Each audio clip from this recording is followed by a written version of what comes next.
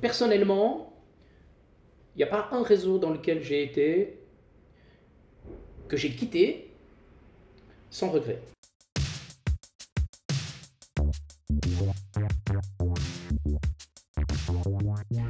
Salut à tous et bienvenue au tout premier épisode du podcast Développement avec Brian Oumana, dans lequel je rencontre des personnes qui performent dans leur domaine. Aujourd'hui, on est à Chez Soi Food & Coffee à Neuchâtel et j'ai le plaisir d'avoir en face de moi Michel Perrin, qui est le directeur et cofondateur de la société Uditiz, qui compte une 50aine de personnes et qui est basée à Neuchâtel. Salut Michel. Salut. Donc avant même de commencer, je voulais te remercier publiquement, si je peux dire ça comme ça, pour cette deuxième tentative, étant donné que c'est effectivement le premier épisode qui sera publié, qui sera en ligne. Mais on avait essayé il y a environ 2 mois, je crois déjà, cette expérience. Et malheureusement, on a eu un gros problème de micro, donc son de mauvaise qualité. Et je voulais le dire et le partager, étant donné que l'essence même du podcast, c'est le développement, en tant que personne, en tant qu'entreprise. Et là, tu m'as donné l'opportunité de m'améliorer, de me développer, donc je voulais te remercier pour ça. J'espère que je profiterai aussi de cette opportunité pour améliorer mon discours. Donc, c'est une très bonne idée. Et puis, je crois que voilà, tout est imparfait dans la vie, et puis c'est pas très grave. Ça me fait plaisir de revenir. Merci. Donc, je vais juste présenter l'entreprise. Juste avant de continuer, parce que moi j'ai toujours dit Uditiz, et en fait je t'ai entendu parce que j'ai quand même pu réécouter les vidéos, et puis malgré le son médiocre, j'ai bien constaté que tu dis Uditiz. Ouais. Donc, il y en a des qui disent Uditiz, il y en a des qui disent Uditiz. Okay. Mais chez vous je sais même pas. C'est assez particulier. Effectivement, je pense que tout le monde le dit un peu à sa sauce. Okay. Moi, je dis Uditiz parce que je sais pas pourquoi je dis Uditiz. On peut tout à fait dire Uditiz, ça ira très bien. Du moment où on a toutes les lettres, il n'y a aucun souci. Ouais. Ok. Bon ben, Uditiz. Très bien ça. Je suis reformaté. Donc Uditiz qui a eu 20 ans cette année. Qui est active dans les systèmes d'information, donc tout ce qui touche à l'IT, blockchain, digitalisation, transformation numérique, sécurité, réseau, site web, entre autres. Après toi ou vous aussi, tu es appelé pour discuter ou présenter votre système, votre type d'organisation libérante, exact, qui suit un modèle d'holacratie. Et puis, après, à tes heures perdues, tu es membre fondateur du Forum 360, membre fondateur du Centre de compétences en informatique de gestion de la Haute École Arc, membre du comité du conseil d'administration de la Chambre neuchâteloise du commerce et de l'industrie, expert au programme RCSO-ISNet de la HESSO et président du jury du prix Raiffeisen des entrepreneurs. Donc là, on est toujours à jour. Ouais, on n'est pas trop mal. Ouais, okay. Donc, par rapport à ça, tu as une casquette de directeur, et puis tu es actif, très actif dans toutes ces associations, ces programmes. Comment est-ce que la taille de l'entreprise t'a permis de, entre guillemets, te diversifier au fil des années, ou si ce n'est pas le cas, comment est-ce que tu gères tout ça, quoi? Non, je crois pas que c'est la taille, je crois que ça n'a pas grand-chose à voir avec la taille, ça a juste à voir avec ma nature de curiosité absolue, sans aucune limite, et c'est ce qui me crée de temps en temps des difficultés aussi, parce que j'apprécie apprendre des choses, j'apprécie augmenter mes connaissances. Donc, quand tu diriges une société au début, tu peux le faire parce que tu as une certaine compétence, puis à un moment donné, ta compétence, elle se dilue parce que c'est d'autres personnes qui font les travaux que tu avais fait au début. Et puis toi, si tu veux t'accrocher à cette compétence-là, tu t'accroches à un bateau que tu as perdu. Donc il faut être assez humble par rapport à tout ce qui est en train de se passer, surtout dans les technologies de l'information. Donc moi, ce qui m'intéresse dans ma vie, c'est de me charger de nouvelles connaissances. Donc je suis un peu incompétent sur tout, mais je connais beaucoup de choses, parce que j'ai la chance de pouvoir, je dirais, le voir depuis une altitude un petit peu plus élevée. Et ça, je trouve assez riche, c'est assez intéressant.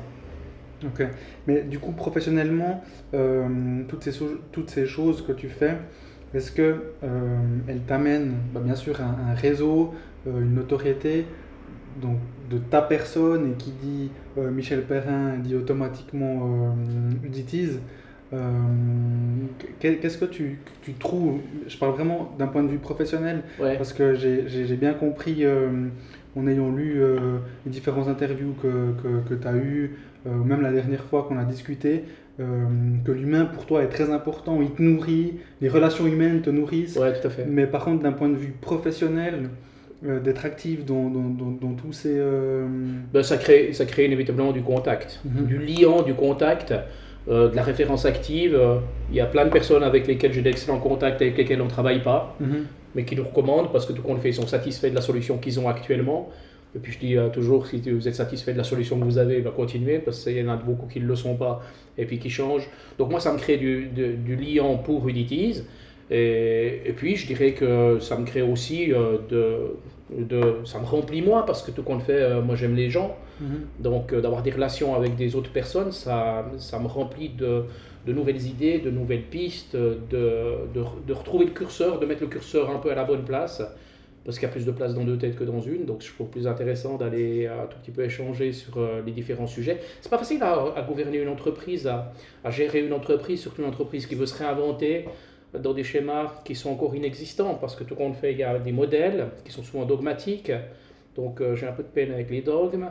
Donc de ce fait-là, on cherche un petit peu je parle toujours d'un déséquilibre permanent, je trouve plus intéressant que l'équilibre qui ronronne. Le déséquilibre, il laisse en action. Et ça, pour pouvoir le faire, il faut voir des gens de l'extérieur. Et quand tu vois des gens de l'extérieur, et puis tu échanges avec eux sur leurs bonnes pratiques, sur leurs échecs, du moment où on est dans de la confiance, on est aussi dans une certaine transparence. Et ça, tu te nourris et tu peux transmettre cette nourriture à l'ensemble de l'entreprise et puis donner de l'humanité au système d'information, qui le sont par définitivement peu, puisqu'on est dans des métiers qui sont assez binaires. Donc, par nature, le modèle de l'informatique n'a pas une grande connotation humaine. Et par contre, on est des êtres humains, on a envie de faire des choses correctement, puis d'avoir des bonnes relations avec nos partenaires et nos clients. Et avec naturellement nos collaborateurs qui sont les actifs de l'entreprise, donc c'est la force de l'entreprise. Ok. Donc, vous, un de vos objectifs, c'est l'humain, donc l'humain au centre d'Uditiz, puis après, tout suit en guillemets, la partie technique suit. Ce qui m'intéresse aussi dans ce que je trouve intéressant dans votre système ou type d'organisation, donc tu m'avais déjà dit que même avant 2016, donc 2016 la période où vous avez tout chamboulé, l'humain était déjà au centre de l'entreprise, mais c'était pas entre guillemets officiel, il n'y avait pas encore ce... Voilà, maintenant c'est comme ça, plus de hiérarchie, vous fonctionnez par cercle, etc. Donc comment l'évolution, quelle a été l'évolution à partir de 2000 où vous sortez du CSEM, donc du Centre Suisse d'électronique et de microélectronique, pour ceux qui connaissent pas. Il y en a des qui disent le XEM. Ouais, il y en a des qui disent le CSEM, il y en a des qui disent Uditiz. Uditiz, on s'en fout, limite, on sait à peu près qui c'est. Ouais, je t'entendais varier entre les deux. Oui, tout à fait. Même quand je parle, je pense que je varie. C'est là qu'on voit mon accroche au terme. Okay. Non, mais tu vois, tout d'un coup, je me suis dit Uditiz. Moi, je dis Uditiz, mais en fait, c'est. Mais du coup, les débuts d'Uditiz. Oui, alors, mais si tu veux, ce qui est clair, c'est que dans les écoles de management, si on a fait un petit peu de formation complémentaire autour du management, on nous a appris une seule règle il y a 20 ans. C'était un mécanisme un peu taylorien. Pourquoi ? Parce qu'on sort des 30 Glorieuses, on sort d'un système de mécanisation outrancielle sur lequel on a des instructions de travail et puis on va distribuer tout compte fait du travail à des collaborateurs. Et ce modèle-là, qui est un modèle de l'industrie, c'est un modèle qui a été appliqué au service, ce qui est une hérésie. Parce qu'au service, on n'a pas besoin d'instruction de travail, on a besoin souvent de processus et de procédures, mais faites par des personnes qui sont qualifiées et puis qui ont de l'intelligence. Et cette intelligence-là, on la sclérose un peu parce qu'on les met dans un système qui est un petit peu carcéral. C'est toujours un peu violent mes métaphores, mais c'est quand même un petit peu carcéral. Donc, moi, j'ai eu l'impression, et plutôt tiré par un de mes associés qui suivait un MBA et puis qui a couvert effectivement ce type de nouvelle démarche, c'était en 2014-2015, donc ça fait déjà un certain temps. Ouais. Et il n'y a pas grand-chose qui existait, on ne parlait même pas de l'holacratie, on parlait des entreprises libérées par un professeur de Paris qui s'appelle Isaac Getz. Et puis il commençait à y avoir quelques littératures, entre autres de Lalouk, sur les nouvelles organisations, mais très peu de choses existaient. Et on s'est intéressé à ce sujet en mode off. Donc que quelques personnes, donc les associés, entre autres mon collègue et moi-même dans un premier temps. Ensuite on a accompagné cela avec les autres associés, on était 5 associés à cette période. Et puis là on a trouvé quelque chose qui était assez intéressant et qui nous semblait être déjà en adéquation avec ce qu'on vivait. Donc c'était pas mettre une nouvelle méthode en place, c'était un petit peu assumer ce que l'on faisait. C'est de se dire, quand on opère dans une entreprise, il faut que ça puisse se faire le plus près du terrain. Parce que dès que tu prends un étage, t'en sais moins. Et il y a quand même d'autres règles, il y a quand même d'autres rôles qui sont conduire, entreprendre. Et tu ne faut pas tout mélanger. Souvent, on en crée un amalgame, c'est ce qui crée de la hiérarchie. Et puis pour nous, on dit plutôt, cassons la hiérarchie dans l'opérationnel, puisqu'on essaye d'être le plus réactif possible et de donner le plus grand espace que le collaborateur a envie et est capable de prendre, parce qu'il y en a des qui n'ont pas envie de le prendre. Il y en a des dont la responsabilité et la décision, l'acte de décision, c'est un acte émotionnel. Il y en a des qui ne peuvent pas prendre des décisions tant qu'ils n'ont pas toutes les cellules d'Excel qui sont remplies. Puis dans la vie, ce n'est pas toujours le cas. Donc il faut pas les mettre en tension. Notre objectif était de dire, on a des gens compétents, parce que j'insiste, ce n'est pas une entreprise humaine, on ne vend pas de l'humain, on vend de la technologie, des systèmes d'information, avec des aptitudes à simplement défendre comme quoi les personnes qui travaillent sur ces domaines-là sont des êtres humains qui ont leur sensibilité, leur cycle émotionnel et qui ont aussi la capacité d'appréhender et de comprendre mieux quels sont les enjeux de ce qu'on offre aux clients. Parce qu'on est dans un grand tout venant où tout le monde parle de transformation digitale, pas grand monde ne sait par où commencer pour aboutir sur quelque chose. Donc nous, on a simplement voulu lier ces deux éléments qui sont essentiels à une vie pleine. Donc, et quand on a rencontré ces modèles, on a commencé un petit peu de faire le nôtre.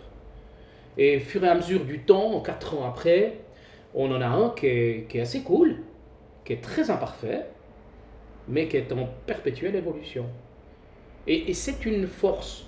Il ne faut pas que ce soit en perpétuelle révolution, parce qu'on est des êtres humains un peu comme des arbres. Les arbres, un arbre, il fleurit bien s'il a des bonnes racines. Et ces racines-là, elles sont stables.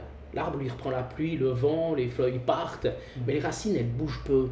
Donc il faut quand même que dans une boîte, dans une société, tu enracines quelque chose. C'est un peu l'ADN et la culture. Pour nous, c'est les valeurs, l'ADN et la culture.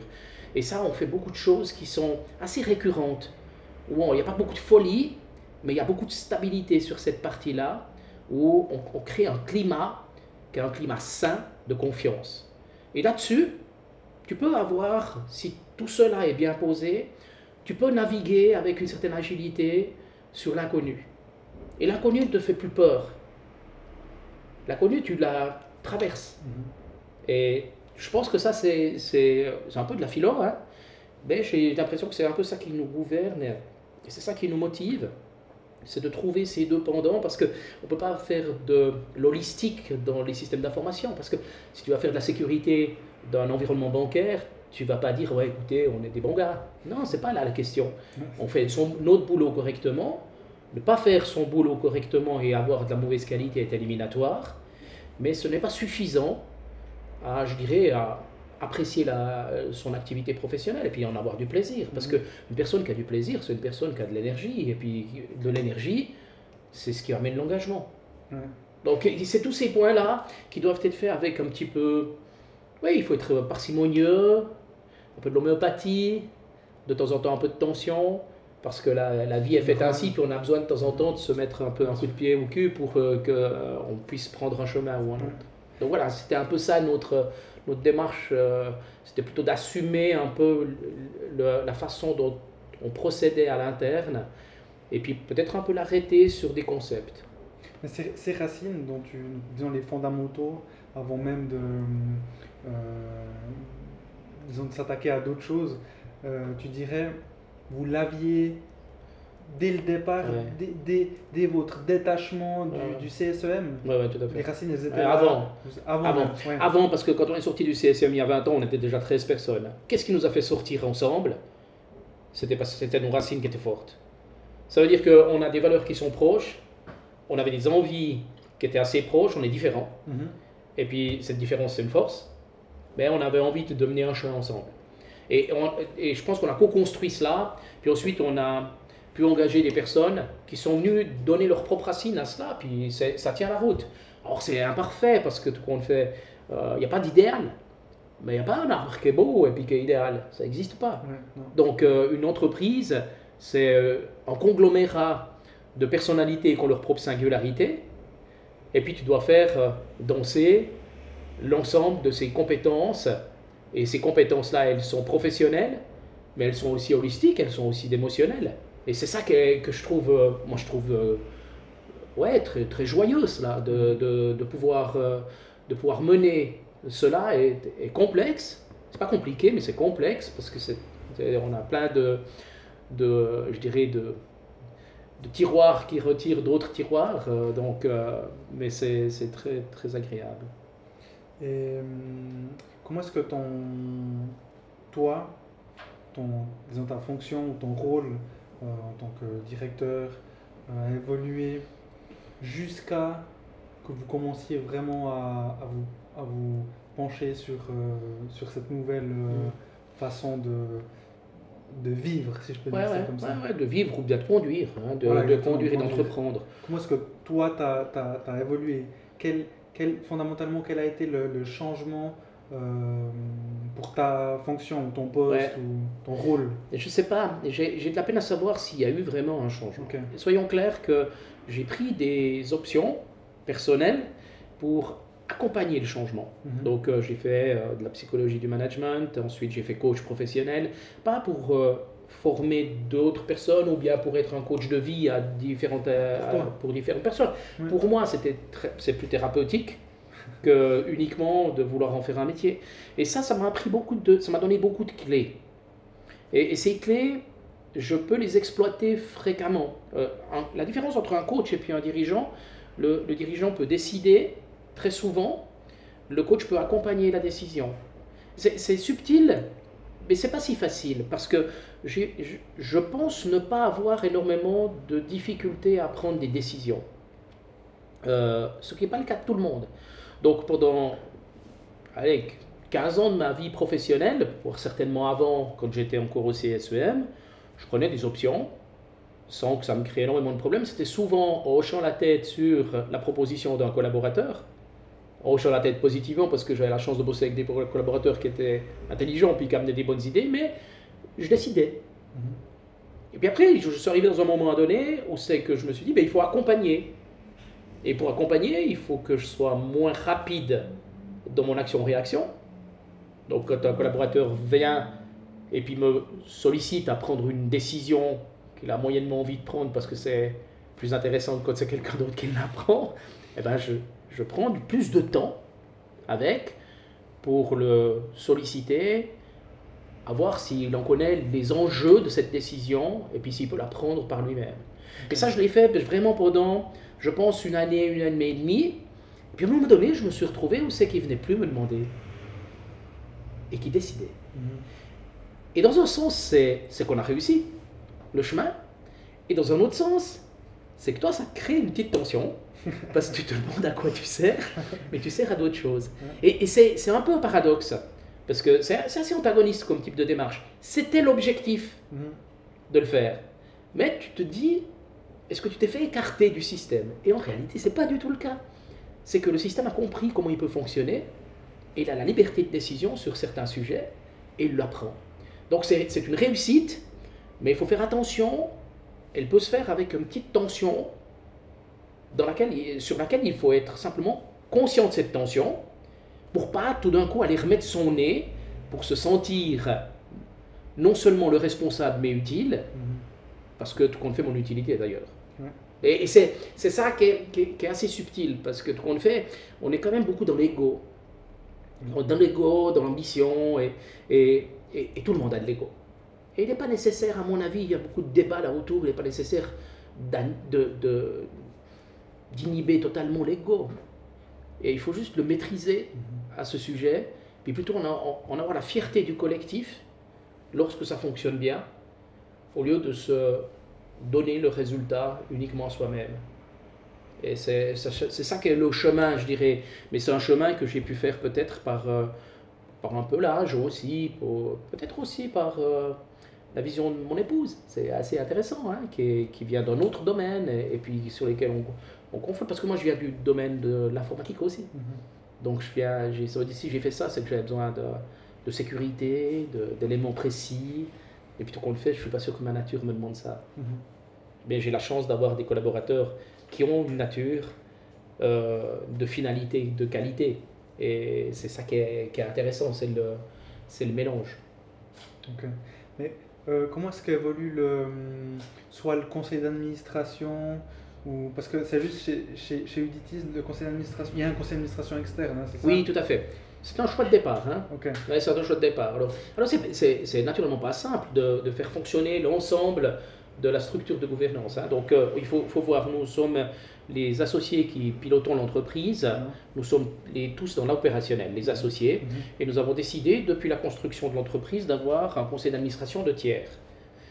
Simplement pour que nous, on s'occupe de l'opérationnel, qu'on puisse co-construire avec un conseil d'administration la stratégie, mais qu'on ait un regard extérieur pour toujours avoir une petite tension qui vient de l'extérieur. Pas qu'on fasse tout. On est assez, je dirais, assez résistant au président-directeur général.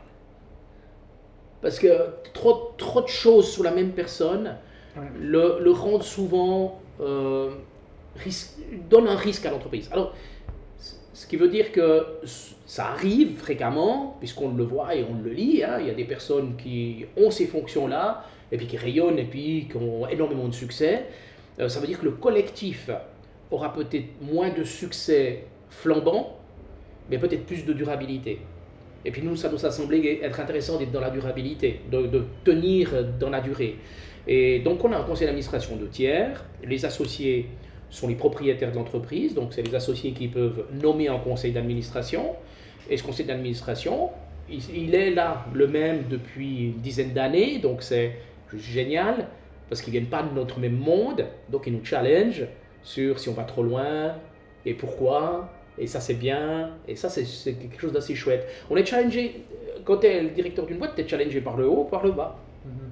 Je discutais avec une personne qui est dans une entité qui était plutôt orientée publique, puis il me disait, moi j'ai un conseil d'administration qui sont des personnes qui viennent du monde de l'État, et puis j'ai des collaborateurs qui ont envie aussi de voir du changement, et puis c'est quelque chose de complexe à gérer.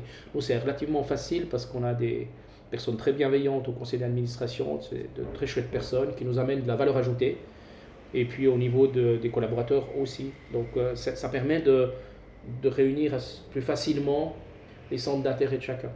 Okay.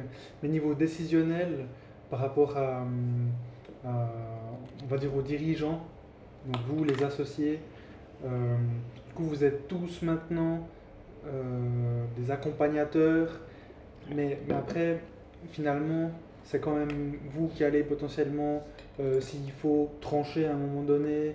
Oui, ça c'est intéressant parce que tout qu'on le fait, et c'est là que je rentre un peu sur le modèle du fédéralisme, hein. C'est que ce que je veux dire, c'est il faut être clair sur les rôles. J'ai compris. Il faut être clair sur les rôles. Quand on définit des rôles dans une entreprise, c'est des rôles opérationnels. À quoi sert qu'un directeur intervienne dans le cercle de réseau alors qu'ils ont décidé de travailler avec tel et tel constructeur? Parce qu'ils ont créé le lien avec le constructeur, ils ont créé le lien avec les partenaires. À quoi sert qu'il y ait une organisation supérieure qui le décide? Ça, je pense que ça ne sert à rien. Par contre, une entreprise qui veut faire une acquisition d'une autre entreprise et qui va créer un changement dans l'entreprise, elle peut difficilement le faire d'une façon démocratique. Une entreprise qui veut être vendue, elle peut difficilement le faire d'une façon démocratique. Donc, il faut admettre simplement qu'un maximum opératoire peut être réglé le plus près possible du terrain, Donc là, il ne sert à rien d'avoir quelqu'un qui hoche la tête uniquement pour une décision dont il en comprend moins que les personnes qui sont dans l'opérationnel. Mais il est clair que quand il y a des décisions qui sont plus délicates, plus complexes, ça peut être couper une branche d'activité que l'on a parce qu'elle n'est pas rentable, et bien là, il y a des décisions qui doivent être prises par des personnes qui ont simplement des rôles différents de conduire et d'entreprendre. Et c'est là où je me distancie des modèles un peu dogmatiques, entreprises libérées ou holacratie, parce que dans le terrain, ils sont difficiles à réguler. Donc on apprend chaque fois entre nous qu'est-ce qui est à la tâche des associés et qu'est-ce qui est à disposition du collectif. Et c'est un chantier continu. C'est un chantier continu. On évolue, chaque année on évolue. Donc pour évoluer, il faut qu'il y ait une bonne compréhension des enjeux des collaborateurs et il faut qu'il y ait de la transparence du management. Mais si le management il est transparent puis qu'il met tout sur la table sans les clés de lecture, ça ne sert à rien. Donc on est une boîte qui existe depuis 20 ans, on doit prendre le temps, et là c'est encore une autre composante qui est naturellement antagoniste par rapport à notre quotidien, puisque dans notre quotidien, on ouvre les paquets, ça a déjà changé, hein, donc quotidien de la technologie, tout change très vite, et quotidien du changement organisationnel ou changement de façon de faire, il faut le faire lentement. Donc la clé, c'est éviter la disruption. C'est un paradoxe. Je suis convaincu que 4 ans après notre décision, on a créé de la disruption sur la façon dont on faisait les choses. Mais on l'a fait par des étapes plus ou moins élégantes. On s'est trompé à différentes places. On s'est trompé, on a pris acte et puis on a corrigé. Et je trouve que ça, c'est important de ne pas oublier que la base de temps des aptitudes de changement de l'être humain n'a rien à voir avec la base de temps des changements technologiques. Ok. Je me suis rendu compte à un moment donné que j'ai hoché la tête pendant, je pense, 20 secondes. Parce que j'ai compris quelque chose, tu m'as fait comprendre. Ouais, sur le fédéralisme. Exactement. Ouais. Ouais, bah surtout ton parallèle entre le fédéralisme et l'entreprise, en fait, libérante. Ouais. Où justement, vous, en tant qu'associé, à un moment donné, vous devez intervenir pour. Tu as parlé d'acquisition. Voilà. Vous intervenez pour ce sujet-là ou cette thématique-là, et après, voilà, vous ressortez en guillemets. Oui. C'est exactement ce parallèle. Voilà, tout à fait. On ressort et on reprend nos rôles. Voilà, et quand exactement. je fais le parallèle avec le modèle du fédéralisme, c'est qu'en cas de beau temps, la plupart des personnes qui vivent en Suisse ne connaissent pas les 7 noms des conseillers fédéraux, en cas de beau temps. En cas de mauvais temps, tout le monde connaît Alain Berset. Mais pour quelle raison? C'est parce que si on peut distribuer ce pouvoir de subsidiarité, donc si on peut le distribuer un maximum, on a avantage à le faire. Ça motive les gens qui sont sur le terrain et c'est eux qui comprennent tous les enjeux du terrain.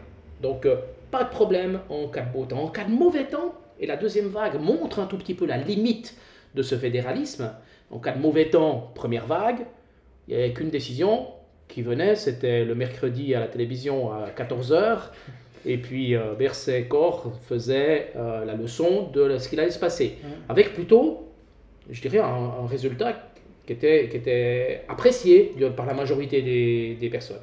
Et là, on s'est retrouvé maintenant dans une deuxième vague, avec un peu l'exclusion, parce que les chambres voulaient quand même reprendre le contrôle, les chambres n'aiment pas trop laisser trop de contrôle au gouvernement, donc au Conseil fédéral, donc ils voulaient reprendre un petit peu le lead, et de ce fait-là, on est revenu dans le système fédéraliste et on y voit ses limites, de ne pas pouvoir venir dans ce restaurant aujourd'hui, mais d'aller à 5 km à côté pour aller dans un restaurant, me paraît être un peu une hérésie, sans oser dire, parce que je ne le sais pas, si c'est bien que les restaurants soient ouverts ou fermés. C'est encore deux choses qui sont différentes.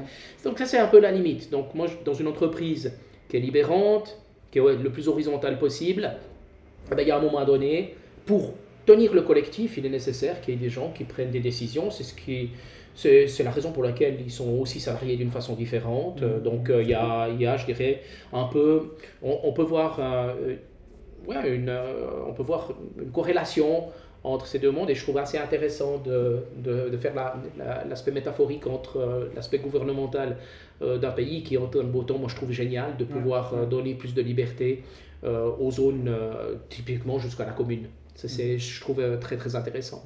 Donc dans une entreprise, on devrait faire la même chose. Ouais, ok. Et du coup, pour revenir à l'acquisition, je me demandais, parce qu'effectivement, tu me corriges si je me trompe, selon ce que j'ai lu, après environ 15 ans, vous avez fait la première acquisition. Oui. Et en 2018, vous avez fait la deuxième acquisition. Oui. Donc en 2015, vous n'étiez pas encore réellement... vous ne suiviez pas encore réellement ce modèle-là. Par contre, en 2018, vous étiez en plein dedans. Oui. Pardon. Comment est-ce que vous avez fait pour... déjà, est-ce que vous avez intégré ces entreprises ou est-ce qu'elles sont restées... ma foi, des filles d'Uddities. Voilà. Non, on est allé dans un modèle d'intégration. D'accord. Est-ce que c'est bon ou pas bon, chacun a sa vision des choses, c'est une question de prisme. Nous, on a été dans un modèle d'intégration. Maintenant, dans l'intégration, ça veut dire que tu intègres des cultures de vie, puisque la première entreprise, c'était une entreprise qui avait déjà joué sur le terrain pendant plus d'une dizaine d'années. Et puis la deuxième, une vingtaine d'années, un peu plus même qu'une vingtaine d'années. Donc de ce fait-là, quand tu intègres l'histoire de vie de chacun et de chacune. Et je dirais, c'est ce qui crée une complexité supplémentaire. Une complexité supplémentaire soit avec les dirigeants, soit avec les collaborateurs. Et de nouveau là, c'est le danger, c'est l'urgence. Donc ça veut bien dire que les équipes qu'on amène dans l'entreprise viennent d'un monde et puis on leur offre la possibilité de s'intégrer à notre monde. Mais ça prend du jus et du temps.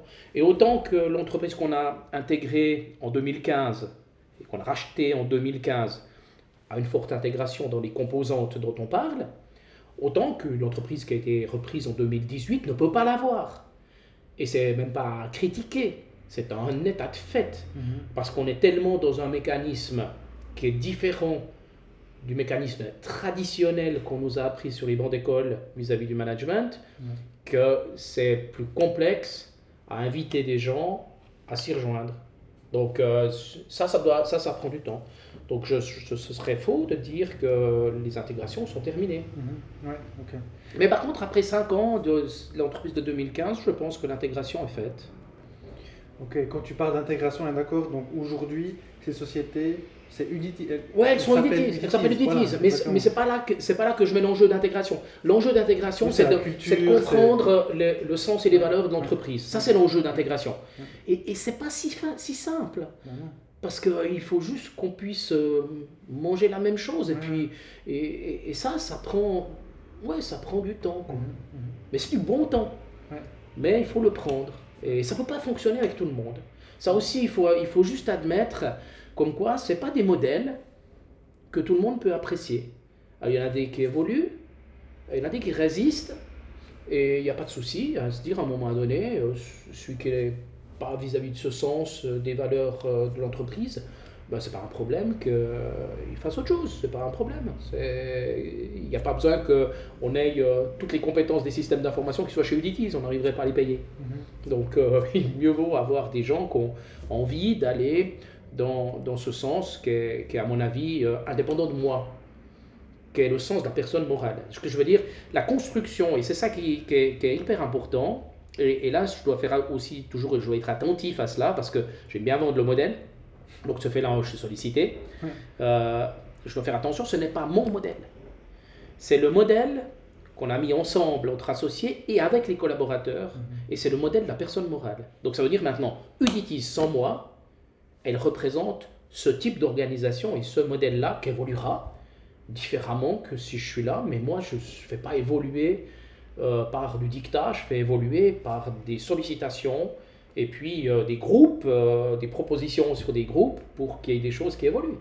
Donc c'est une des complexités que j'ai à gérer, c'est de réussir à s'effacer dans l'organisation et opérationnellement, alors qu'on est plutôt sollicité à la visibilité sur l'externe.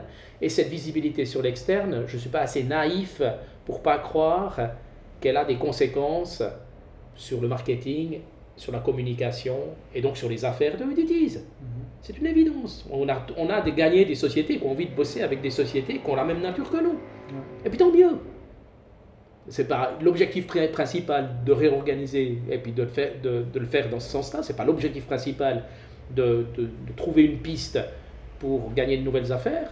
Mais si c'est la conséquence, ben moi je m'en félicite parce que tout compte fait, ça veut dire qu'à ce moment-là, on travaille avec des gens sur lesquels on peut partager des mêmes valeurs. Et ça simplifie beaucoup les relations, parce que tout compte fait, l'informatique, on a toujours des problèmes, on est d'accord. Sinon, on n'a plus de boulot, nous. Hein. Donc quand on a des problèmes, il faut juste qu'on ait des bonnes relations avec les gens. C'est des relations sincères, c'est des relations transparentes, des relations d'acceptation aussi des erreurs que l'on a fait, mais c'est aussi des relations d'action, donc d'engagement. Donc, et ça, moi, je pense que c'est très profitable. Okay. Est-ce que tu aurais, par rapport à votre expérience dans la mise en place, bien qu'elle ne soit pas finie et peut-être jamais finie, mais disons vraiment cette transition,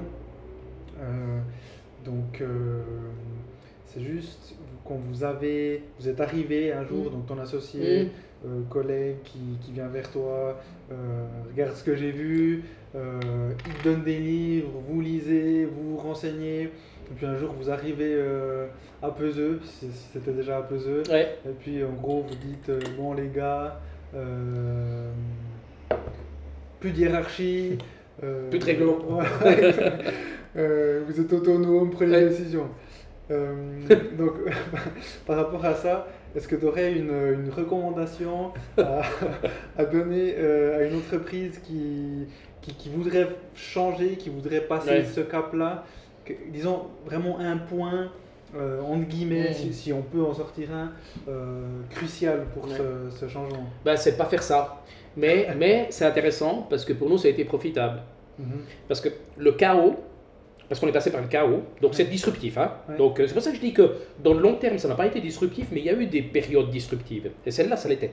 Donc nous, chargés de bouquins, de séminaires, de certitudes, certains aussi d'en avoir parlé avec l'ensemble des collaborateurs. En réalité, on avait parlé avec les gens avec lesquels on partageait des cafés, qui n'est pas l'ensemble des collaborateurs, pour des raisons géographiques. Et on est arrivé comme des louvres, et puis on a dit, c'est vrai, que changement managérial important, plus de hiérarchie, plus de règlement interne. Et là, je pense que les collègues se sont dit, ben, je ne sais pas ce qu'ils ont fumé, ils ont un petit délire, ça leur passera.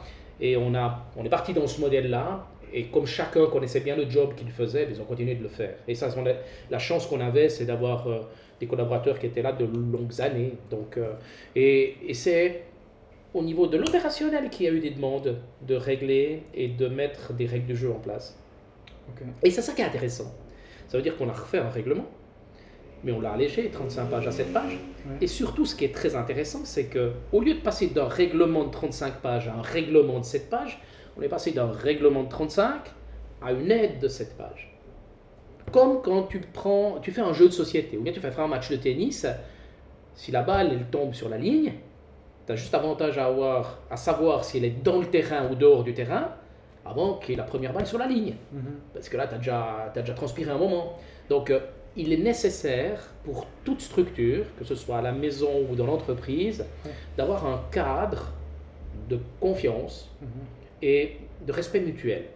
Et ce cadre-là, on peut l'appeler le règlement interne. Nous, sauf erreur, c'est vivre et travailler ensemble, ou bien travailler avec plaisir. Il y a un truc, je ne me rappelle plus exactement le nom, mais j'ai trouvé, c'était un nom qui était assez élégant, il s'est marqué règle d'ITIS, mais en premier titre, c'est pas marqué règle d'ITIS, parce que ça a été co-construit par des collaborateurs qui avaient envie de passer du temps à co-construire le règlement. Et là, j'avais un associé qui était dedans, dont son objectif à lui, c'était de le réduire, pour éviter d'avoir des règles non contrôlées ou des règles dans lesquelles le 80% des personnes ont des passe-droits. Ça sert à rien. Ça crée de la pollution. Donc la pause de 15 minutes le matin et 15 minutes l'après-midi, on l'a retirée du règlement. Parce qu'elle est polluante. Parce qu'il y a des collaborateurs qui doivent faire une demi-heure de pause parce qu'ils sont en train en même temps de discuter d'un sujet ou bien de discuter de plusieurs sujets, puis peut-être par sérendipité tomber sur quelque chose de nouveau. On a l'avantage à leur offrir le café. Donc, on a laissé vraiment un strict minimum. Et ça, je pense que c'était super de l'avoir fait par cette méthode cavalière de dire disruption, on arrête tout. Et maintenant, on a reconstruit et chaque fois, on construit des choses, on détruit aussi d'autres anciennes choses, mais on co-construit et on évolue très très bien. Et là, on vient de faire une grosse évolution sur la reconnaissance, quelque chose qui était sur lesquels on s'échappait un peu chaque fois. Comment faire des évaluations? Est-ce que les évaluations ont en lien avec le salaire? C'est toujours un peu compliqué, puis on ne veut pas trop en discuter parce que naturellement, c'est des trucs à trancher. Et là, on a élu un groupe, on a élu ou élu, je sais pas, on a élu un groupe de 5 personnes et chacun pouvait donner 3 personnes qui représenteraient le mieux le collectif pour traiter le sujet de la reconnaissance. Et un groupe a été construit il y a 1 année et maintenant il a sorti des résultats et on est en train de faire pendant le mois de novembre l'ensemble des évaluations du collectif. Et c'est absolument génial parce que on a complètement disrupté la façon dont on faisait les évaluations. Les évaluations, c'est la responsabilité de toi en tant qu'individu d'être évalué. Tu vas travailler sur tes forces et puis tu invites 2 personnes hors hiérarchie, hors des fonctions, les personnes que tu veux, pour aussi te challenger sur des forces complémentaires. Et puis on va travailler plutôt sur les forces, au lieu d'essayer de combler des faiblesses qu'on n'arrivera jamais à combler. Et ces évaluations sont en cours, c'est des évaluations qui doivent prendre 1 heure, c'est 3 personnes, hors de la structure, et puis il y a un résultat de l'évaluation qui est bien posé et qui permet au RH de pouvoir adapter. Et je viens de discuter avec un collaborateur qui venait de faire une évaluation et il était rayonnant et il disait voilà, là on a fait un moment de parole qui était vraiment super avec le collègue et puis on a appris à mieux encore se connaître. Ok, ouais, c'est vrai que j'entends souvent pourquoi se focaliser sur les faiblesses alors qu'on a tous. Parfois, certains doivent un peu plus chercher juste parce qu'ils ne se sont jamais posé la question. On a tous des forces et c'est là qu'on devrait... mettre des briquettes. Sur ça, exactement. Ouais, on devrait miser dessus. Bien sûr. Et puis les faiblesses, on trouve d'autres personnes qui sont forts et qui nous complémentent. Exact. Et c'est la beauté justement d'une entreprise où tu as plusieurs personnes et tu arrives à construire ce puzzle. Quoi. Exactement. Ouais. Et c'est accepter la singularité individuelle aussi. Parce que naturellement, que les personnes qui sont complémentaires à toi, c'est peut-être pas avec elles que tu vas partir en vacances. Mais c'est avec elles que tu vas faire de la valeur. Tu vas créer de la valeur. Parce que tout qu'on le fait très fréquemment, et si on regarde les cycles de formation qui sont proposés aux collaborateurs, c'est souvent des cycles pour combler des faiblesses de formation. On va te former dans un domaine où c'est que c'est pas parfait, donc on va essayer de combler une faiblesse. Et cette faiblesse-là, comme tu n'aimes pas la faire, ou bien tu n'as pas la structure personnelle pour adresser ce type de sujet, tu vas faire ces formations, ça va coûter un bras à l'entreprise, et en plus tu ne vas pas évoluer. Parce que comme tu n'aimes pas le faire, tu vas essayer toujours de le mettre en arrière. Alors que si on fait le contraire, tu exploses, tu fais exploser les gens. Si tu réussis à trouver, c'est pas facile à les trouver, parce qu'il faut être humble par rapport à la démarche, c'est quoi vraiment les forces. Mais si tu mets de l'énergie sur la force des gens, déjà, tu y trouves de l'engagement parce que ça veut dire que les personnes deviennent engagées parce qu'ils font ce qu'ils ont là où ils ont du plaisir à le faire. Et puis, ils explosent. Parce que tu as accepté que dans le petit carré parfait du collaborateur, qui a tous les 4 coins qui sont bien posés, il y a des coins qui sont un petit peu arrachés. Parce qu'il y a des trucs qu'il aime moins faire. Et puis lui, il l'a accepté. Nous, on l'a accepté parce qu'on a pu compléter par quelqu'un dont c'est une force. C'est absolument vital à mon avis pour réussir à tenir les gens dans la durée et à éliminer des tensions inutiles sur l'exigence de la perfection. L'exigence de la perfection est à mon avis un des éléments qui crée le plus d'insécurité dans les entreprises et là il faut qu'on lutte là contre. Il faut vraiment lutter là contre. Alors après, c'est pas facile à trouver le pulse final, parce que tu as des trous dans la raquette et des overlaps. Et c'est la vie. La vie du management, c'est pas un pulse de petits carrés, c'est un pulse avec des découpes qui sont assez complexes. Et puis en plus, le pulse, il est tout avec du ciel bleu. Donc c'est assez compliqué. Il n'y a pas grand-chose qui t'aide effectivement à les mettre les uns dans les autres. C'est assez difficile. Et puis un aspirateur qui est passé par là. Puis tout à fait. Je voulais aussi qu'on discute un peu du réseau, l'importance du réseau ou la non-importance du réseau.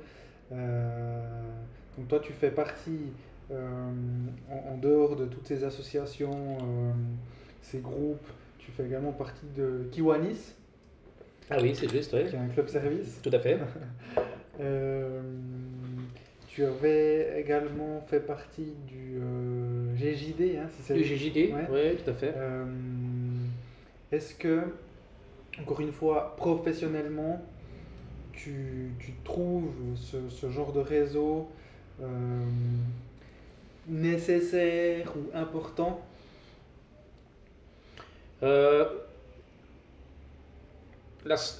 Ça dépend qu'est-ce qui t'alimente. Hein. Si je le prends, il faut le prendre professionnellement et puis personnellement. Ouais. Personnellement, il n'y a pas un réseau dans lequel j'ai été que j'ai quitté sans regret. Donc ça veut dire qu'ils m'ont tous apporté quelque chose.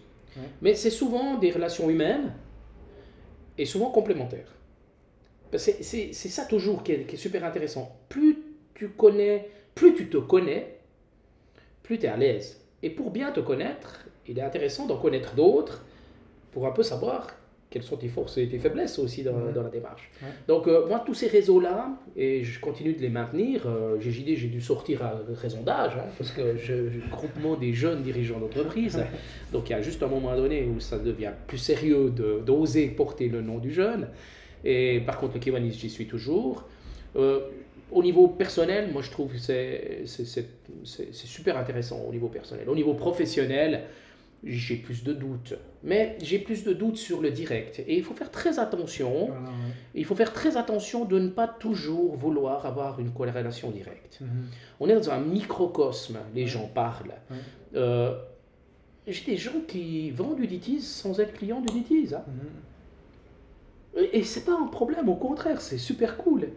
Il y en a des qui me louent Uditiz comme quoi on fait du bon boulot, et ils ont jamais bossé avec nous. C'est génial. Donc, je veux dire, il faut accepter que le réseau, pour qu'il tienne, il doit être sincère. Il ne faut pas faire du théâtre. Non. Le théâtre, on peut le faire à l'école Club Migros si on a envie de faire un peu d'éloquence, mais dans le boulot, tu ne peux pas faire du théâtre. Tu ne peux pas être une personne quand tu es avec des potes, puis une autre personne quand tu es en association, puis une autre personne quand tu es à la maison. Parce que sinon, tu es une autre personne la nuit, puis tu vas mal dormir. Donc, c'est pas durable. Et c'est pas durable. Et puis, c'est pas très sérieux. Donc, il faut être soi, sincère, avec ses forces, avec ses doutes. Et puis, c'est ça qui amène, à mon avis, la plus grande solidité du réseau. Maintenant, tu t'entends pas avec tout le monde. Et c'est pas l'objectif. Parce qu'on serait tous mariés avec la même femme, si on était tous la même chose. On partirait tous en vacances ensemble. Non, c'est pas le cas. Mais il y a toujours, moi j'ai toujours l'impression que dans les autres, il y a toujours quelque chose à aller chercher qui complète le sens que tu donnes à ta vie. Parce que tout ça est basé sur le sens que tu donnes à ta vie. À quoi tu sers? Tu sers à quoi ici? T'es là, c'est court, hein? 80 ans si tout va bien, avec Covid moins peut-être, je ne sais rien, quoi. Donc, juste se poser la question, et puis je suis là pourquoi?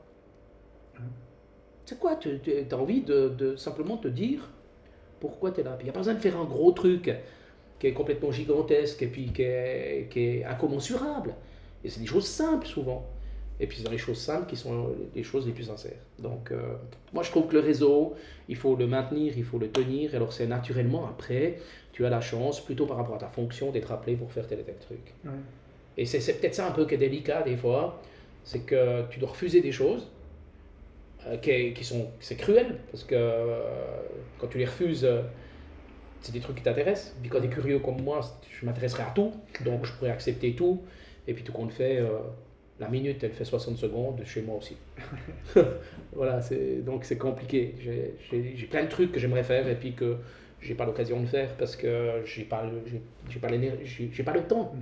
Et j'ai envie de garder du temps pour ma famille, j'ai envie de garder du temps pour moi. J'en prends peu, donc j'ai envie d'en prendre. Mhm. Donc il faut être... Mieux vaut pas tout faire et bien faire. Ouais. Ok. Et du coup, en parlant de temps pour toi, pour ta famille, Mhm. euh, tu m'avais dit que tu es un lève-tôt Ouais, de nature. ouais, Concrètement, ouais. à quelle heure tu te lèves, à quelle heure Ouais. tu te couches, généralement. Je suis un couche-tôt, je suis un lève-tôt. Ouais. Donc, parce que j'ai besoin quand même de quelques heures de sommeil. J'ai constaté qu'après Covid, j'ai besoin d'une heure de plus et je la prends volontiers. Donc moi je me réveille automatiquement entre 5h, 5h15 tous les matins. Je n'ai jamais de réveil, jamais mis de réveil de ma vie. J'en mets un quand je dois prendre un avion ou bien quand j'ai un rendez-vous où il faut se lever assez tôt. Il n'a jamais sonné parce que je pense que j'ai peur du réveil. Je n'aime pas le bruit agressif du réveil. Donc par nature je me réveille tôt et par nature je m'alimente très tôt. Donc je m'alimente très tôt d'informations. Donc moi je me lève et je suis réveillé. Mhm. Donc il y en a qui ont beaucoup de peine à se mettre en marche. Ouais. Moi j'ai beaucoup de facilité à me mettre en marche, mais je cale aussi sur la soirée. Ok, ouais. Donc il commence à faire nuit, là je suis bientôt en mode cale. Ouais. Donc le soir il ne vaut pas grand chose, donc, parce que j'ai besoin de mes heures de sommeil d'une façon normale. Et puis je suis attentif simplement pour que le week-end je reste quand même actif. Mhm. Et puis j'ai plus 20 ans, donc on sent aussi hein, de toute cette démarche-là. Le week-end, actif. Actif pour ma vie privée. Ok, pas J'ai- forcément professionnel. Non, non, mais par contre, je m'alimente de trucs complémentaires. Ouais. Et ils sont pas ils ont pas un focus sur la vie professionnelle, mais ils ont un focus sur ma vie. Mhm. Et puis ma vie, c'est ma vie associative, c'est ma vie familiale, et puis c'est ma vie professionnelle. Et je n'arrive pas à la mettre dans des silos. Mhm. Je n'arrive pas, je ne sais pas le faire. Ouais. Donc je sais que ma vie privée m'amène des réflexions sur la partie de l'entreprise, ma vie associative aussi, et je trouve que c'est riche et ça ne m'intéresse pas de créer des silos. Mhm. Parce que je n'en ai pas besoin. Mhm. Mais j'arrive aussi à prendre le temps d'aller me traîner dans la nature et puis de regarder le ciel. Là. Ok. Donc tu te mets pas des limites, tu te dis pas, voilà, à partir de vendredi 18h jusqu'à lundi 6h30, 6h15, plus de travail. Non, non. C'est Non, ça ne m'intéresse pas c'est beaucoup. du feeling quoi. Ça m'intéresse pas, mais ça ne m'intéresse pas non plus de me dire si un mercredi après-midi j'ai envie d'aller faire un tennis avec des potes, ben j'y vais. Mhm. Donc j'ai aucun problème. Je fais beaucoup d'efforts, Mhm. je sais, mais c'est mon job aussi, c'est aussi ma passion. Hein, il faut être au clair. Hein. Moi, j'ai pas j'ai pas besoin de mettre beaucoup de briquettes pour avoir du moteur. Hein. J'ai pas besoin d'aller beaucoup à la pompe à essence. Hein.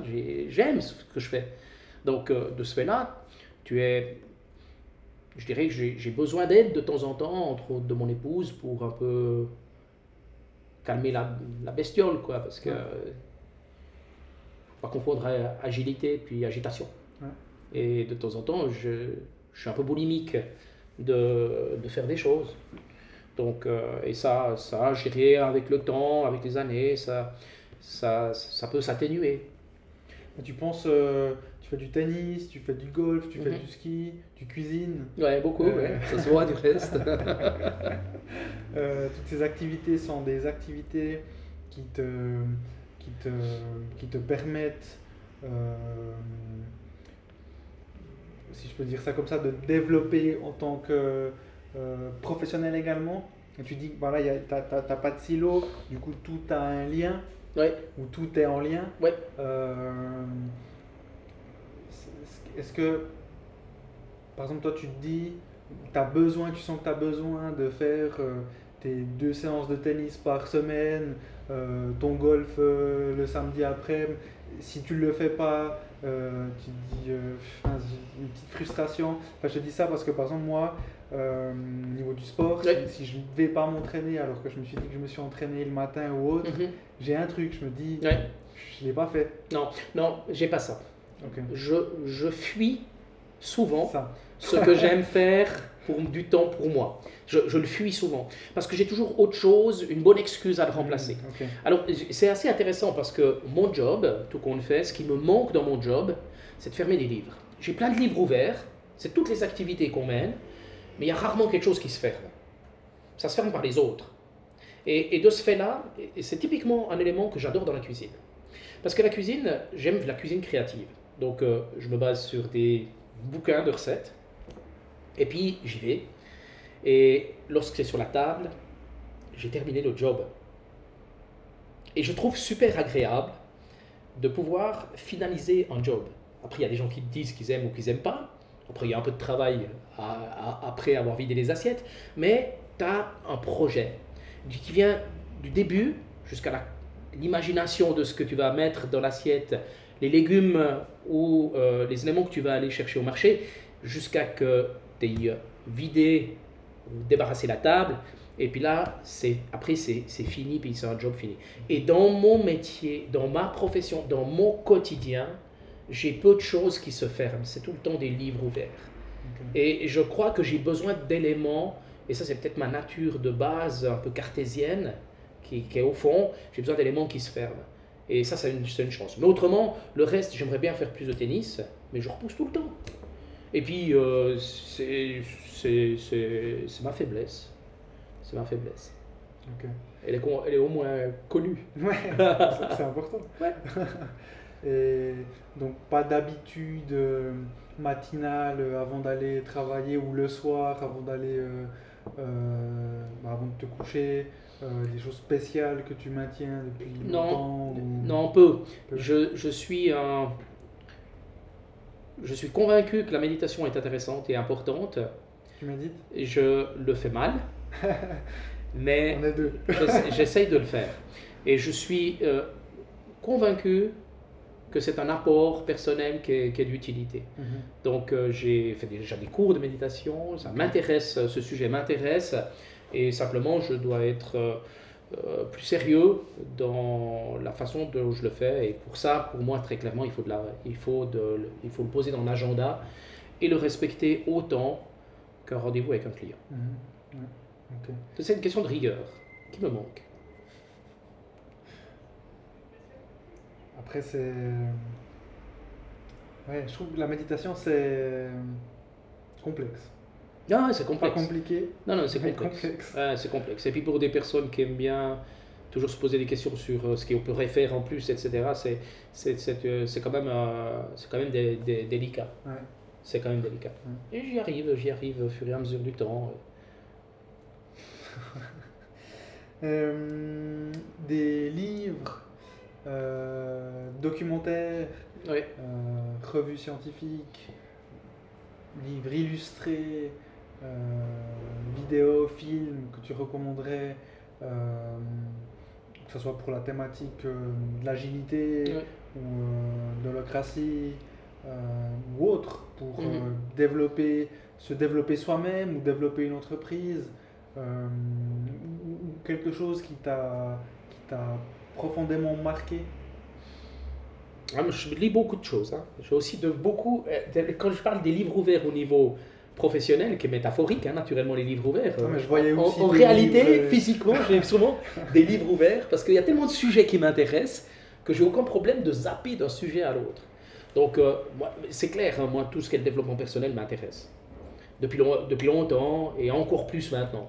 Donc, bien comprendre la problématique du cerveau, jusqu'où sont ses limites, c'est quelque chose qui m'intéresse et qui me passionne.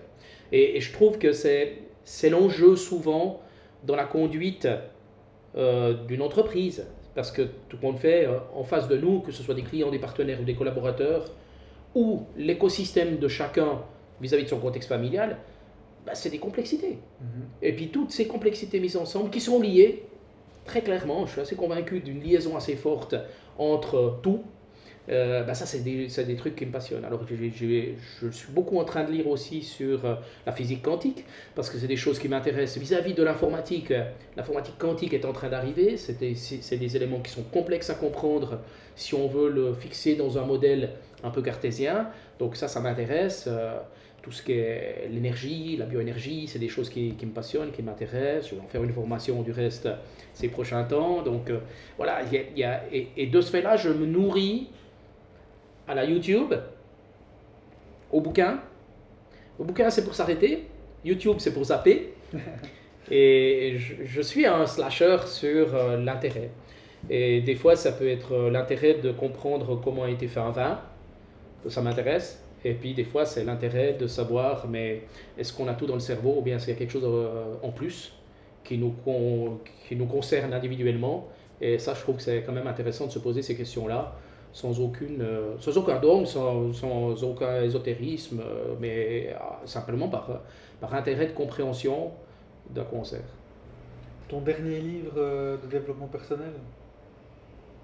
Ouais, j'en ai trois là, qui sont open. Il y en a un qui est fait par un gars qui s'appelle Mario Bourgard, je me rappelle plus le titre, je me rappelle jamais les titres des livres. Je me rappelle à peu près l'épaisseur et puis la couleur du. Toi, tu te rappelles les titres, mais pas ce qu'ils font, ou bien les noms des personnes. Non, où la personne m'intéressait, c'est simplement, c'est un neurologue, et puis il se pose simplement des questions jusqu'où le système, l'intelligence est posée à l'intérieur de la carcasse de la tête, et qu'est-ce qu'on a à l'extérieur. Donc il y a énormément de thèmes qui se font maintenant autour de cette simple démarche. C'est assez spirituel, hein, si on veut bien. C'est pas religieux, mais c'est spirituel. Il ne faut pas confondre. Et je trouve intéressant d'approcher un petit peu ce genre de démarche, toujours avec, sans être résistant, mais toujours interrogeant et pas trop naïf. Mais pourquoi pas rentrer un petit peu dans ce genre de truc. Alors j'ai lu ce bouquin qui est super intéressant. Ils en ont fait un manifeste pour que le monde de la science accepte de partager avec le vrai monde quelques inconnus puis quelques questionnements pour pas se limiter uniquement au mental et aux sciences dures. Et je trouve que ça c'est vraiment captivant. Et ce bouquin, je l'ai lu, je l'ai passé à une ou deux personnes. Et je trouve que c'était un bouquin qui était super intéressant. Okay. Mieux comprendre notre cerveau, nos limites. Ouais, mieux comprendre nos limites, et puis qu'est-ce qui se passe. C'est captivant ça. C'est pas captivant. Ok. Et donc, ma dernière question pour toi aujourd'hui. Tu avais déjà répondu, tu avais eu l'opportunité de répondre, donc je ne sais pas si tu as pu te repréparer. Le succès, un mot qui veut tout et rien dire, ou qui veut dire beaucoup de choses pour certaines personnes et pour d'autres choses. Qu'est-ce que le succès pour toi?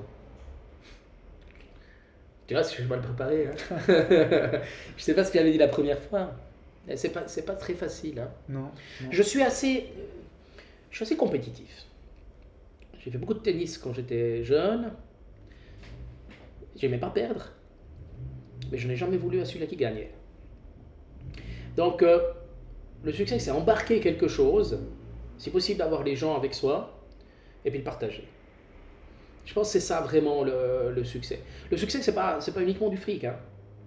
Le succès, c'est l'acceptation comme quoi on a fait quelque chose qui était beau.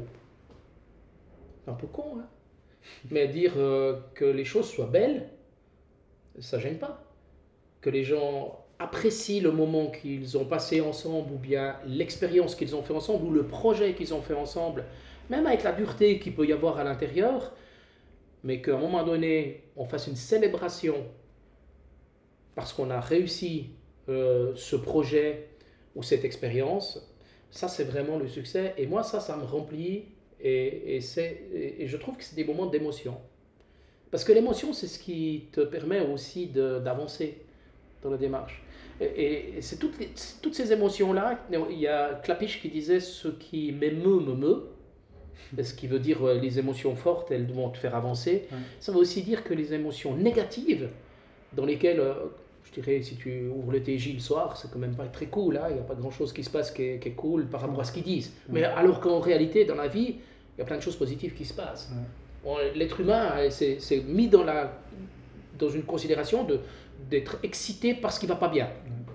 Alors que si tu le fais, et puis que tu l'imagines, et je reprends la phrase à Klapisch de ce qui m'émeut, ça veut aussi dire que les gens qui sont arrêtés dans les entreprises, c'est souvent suite à des excès émotionnels négatifs qui leur ont été transmis, soit par des tâches à faire qu'ils n'aimaient pas faire, des délais inacceptables, des pressions qui ne servent à rien, la pression sur les chiffres. Et moi je dis toujours la pression sur les chiffres, elle ne sert à rien, elle ne sert à moi. Moi j'ai de la pression sur les chiffres. Hein. parce que j'ai envie de réussir les chiffres. Mais si je la donne à tous mes collaborateurs, ça sert à quoi? Ils n'ont pas un accès direct à la facturation ou à la charge. Ouais. Donc j'ai avantage à la maîtriser, mettre de la pression dans le système n'est pas grave, hein, c'est toujours la pression, c'est ce qui transforme le charbon en diamant en réalité. Hein. Le charbon, que tu le mets sous pression, il vient du diamant. Et si tu le mets trop sous pression, il pète. Hein. Puis le diamant, tu l'as jamais. Donc la bonne pression, on en a besoin. C'est un système, c'est un fluide qui est important pour qu'on fonctionne. Elle doit être faite là où elle doit être.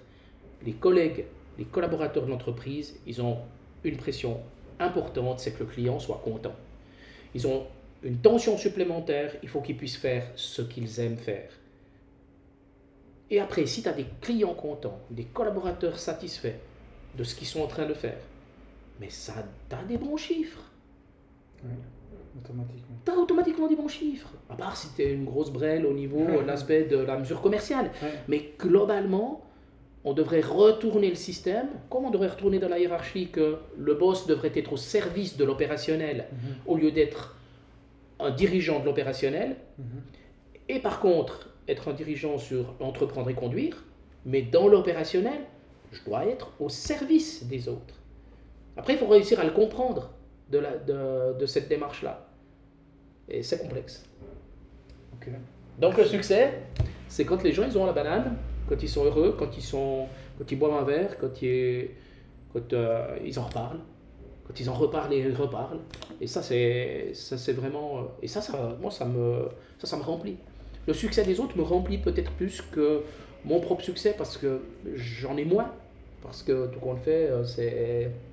Comme c'est mes livres ouverts, pour qu'il y ait vraiment du succès, il faut que les livres se ferment. Et voilà, et ça me va très bien, ça me convient aussi. Et puis mon succès, c'est peut-être quand je sers une bonne assiette et puis que j'ai des gens à la maison qui sont contents, donc ça me va aussi. C'est des petites choses, hein. Ouais. Le succès n'est pas un gros truc, le succès c'est peut-être plein de petites graines qui te font te réveiller le matin et puis te dire que tu sers à quelque chose. Ok. Alors, sur ces paroles à propos du succès, je te propose qu'on finisse là. Tu vas bien, je te remercie beaucoup. Merci à toi, Michel, encore pour cette deuxième fois. Et on se réjouit d'écouter le son. Ouais, moi aussi du coup. Merci. Merci. Alors merci à tous. Merci d'avoir écouté et à bientôt pour le deuxième épisode. Ciao, ciao.